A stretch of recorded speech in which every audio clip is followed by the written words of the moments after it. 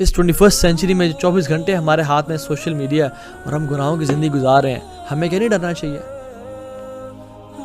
مجھے یہ بتائیں کہ میں اور آپ کب ہم لاسٹ ٹائم جہنم کا سوچ کے، اللہ تعالیٰ کے عذاب کا سوچ کے ہمارے آنکھوں سے آنسو بہے تھے؟ ہم کب اکیلے پریویسی میں روئے تھے اپنے گناہوں کو یاد کر کے؟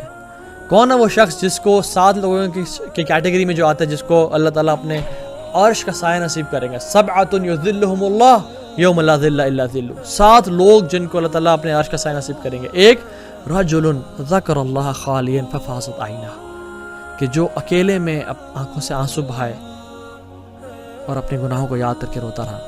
ہم نے کب جہنم کو یاد کر کے، آگ کو یاد کر کے، قبر کے عذاب کو اور اپنے گناہوں کی کثرت کو یاد کر کے روئے ہیں؟ صحابہ کرام کثرت سے نوافل پڑھتے اور کثرت سے روزے رکھتے، اور جب ان سے پوچھا جاتا ہے کہ آپ اتنا کیوں ایفرٹ کر رہے ہیں، تو کہتے ہیں ہم ایک بہت لمبے سفر کی تیاری کر رہے ہیں، ہم مت رکو، ہمیں لمبے سفر کی تیاری کرنے دو۔ ہم نے اس اپنے لمبے سفر کے لیے کتنی تیاری کی ہے؟ اللہ تعالیٰ فرماتے ہیں والذین هم من عذاب ربهم مشفقون، اللہ تعالیٰ تعریف بیان کرتے ہیں لوگوں کی کہ جو ڈرتے ہیں اپنے رب کے عذاب سے۔ واللہ اللہ تعالیٰ کو ایسے لوگ پسند ہیں جو اللہ کے عذاب سے ڈرتے ہیں۔ ان عذاب ربهم غیر مأمون، ان عذاب ربهم غیر مأمون، کہ بے شک جو رب کا عذاب ہے واقعی میں حق رکھتا ہے کہ اسے ڈرا جائے۔ People should not be, they should not lose that fear against the punishment of Allah subhanahu wa ta'ala۔ Umar bin خطاب رضی اللہ تعالیٰ عنہ اکثر کہا کرتے تھے اکثر ذکر النار، اکثر ذکر النار، کثرت سے ذکر کیا کرو آگ کا، فإن حرها شدید، کیونکہ اس کی جو ہیٹ ہے اٹ از ایکسٹریم، وقعرها بعید، اور اس کی جو ڈیپتھ ہے وہ بہت فار ہے، بہت گہری ہے وہ، ومقامعها الحدید، اور اس کی جو وبس ہے وہ آئرن کی بنی ہوئی ہے۔ عمر بن خطاب صحابی رسول، دوسرے خلیفہ ہو کے کہہ رہے ہیں اکثر ذکر النار، کثرت سے آگ کو یاد کیا کرو۔ اور ان کے نبی جو کہ ہم سب کے نبی ہیں کیا فرما رہے ہیں؟ اکثر ذکر حازم اللذات، کثرت سے موت کو یاد کیا کرو جو کہ ڈسٹرائے کر دینے والی پلیئرز کو۔ اور ہم کہتے ہیں نہیں جنہیں جہنم کا ذکر نہ کریں، نہیں جنہیں یہ عذاب کا ذکر نہ کریں، دیکھیں جی ایسی باتیں نہ کریں۔ جب عمر بن خطاب رسول اللہ صلی اللہ علیہ وسلم کثرت سے ذکر کرنے کے بول رہے ہیں، تو جو شخص چاہے کہ ان کا ذکر نہ ہو تو پھر اس کو تو سمجھنا چاہیے۔ Let's come to the topic. Umar bin Khattab نے جس جہنم کو ڈیفائن کیسے کیا؟ فإن حرها شدید، جس کی آگ بہت گرم ہے، وقعرها بعید، اور جس کی گہرائی بہت زیادہ ہے، ومقامع الحدید، اور اس کی جو وبس ہے وہ آگ کی بنی ہوئی ہے۔ ابو بکر صدیق کتنا رویا کرتے تھے۔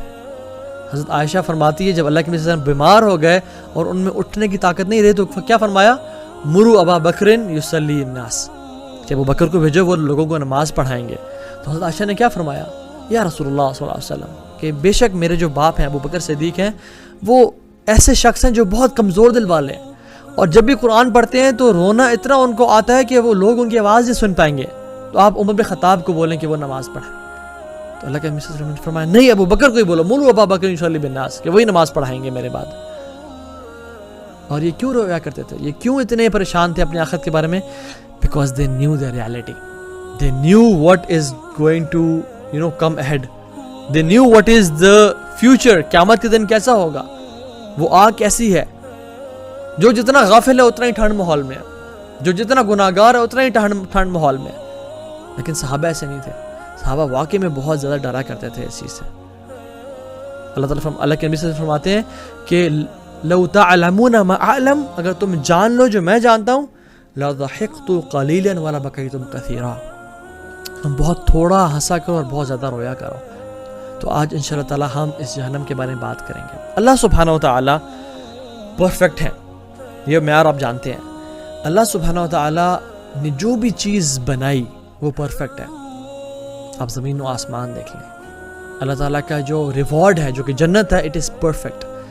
اللہ تعالیٰ کی جو صفات ہیں دے آر پرفیکٹ۔ اللہ تعالیٰ کا جو عدل ہے اٹ از پرفیکٹ۔ اللہ تعالیٰ کا جو عذاب ہوگا نا وہ بھی پرفیکٹ ہے۔ اللہ تعالیٰ کا جو عذاب ہے وہ بھی پرفیکٹ ہے۔